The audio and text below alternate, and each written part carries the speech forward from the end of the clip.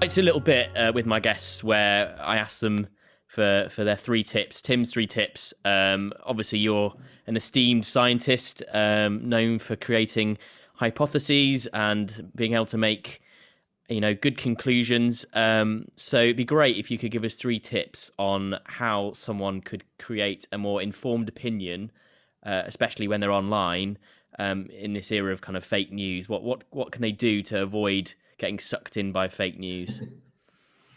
Uh, yeah, I mean, it's an interesting question. I think that I mean, really, you can just approach it, I think, almost as you would any problem in a kind of scientific manner. Um, so I think, I mean, the scientific method is in a kind of vague way. People talk about, you make some observation and then form a hypothesis to explain that observation, and from your hypothesis get some prediction that you can then devise an experiment to test your prediction and kind of repeat that for a while until you arrive at something that satisfies you. And I think you can apply some of those kind of same broad principles to any kind of situation where you might need to be skeptical about something.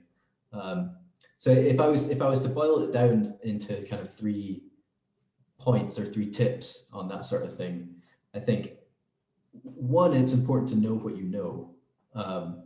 So in the same way as if you're approaching a scientific problem, you need to first, look at what's in front of you and gather your evidence and decide what the things are that you know that you can build on.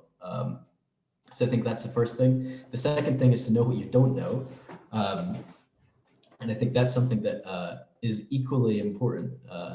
And certainly in science, is everywhere. And even in the measurements that, we do, we have to quantify exactly how much we don't know the things that we don't know and build that into the kind of statements that we're going to make. So I think the second thing is know what you don't know.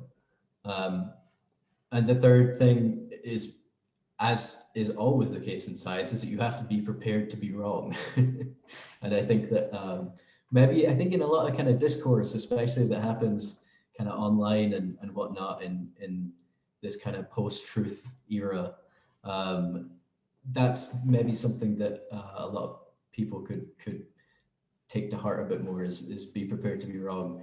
I think it's often very black and white and whatnot. But yeah, I think if I was to boil it down to 3 tips, I'd say know what you know what you don't know, and be prepared to be wrong about it. Yeah.